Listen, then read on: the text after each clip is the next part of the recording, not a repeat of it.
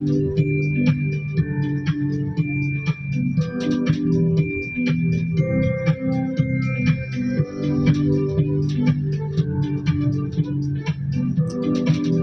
তো নতুন কিছু হয়ে গেছে যে আমার ইউটিউব চ্যানেলের যে ভিডিও আমি যখন লঞ্চের যখন কেবিনের টিভি যখন ওপেন করলাম তো নেট থেকে এটাই দেখাচ্ছিল, আমাকে অনেক খুশি লাগতেছিল।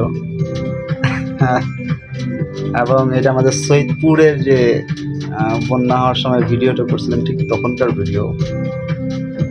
অসাধারণ লাগছে, আমাকে চমৎকার বিষয় লাগছে।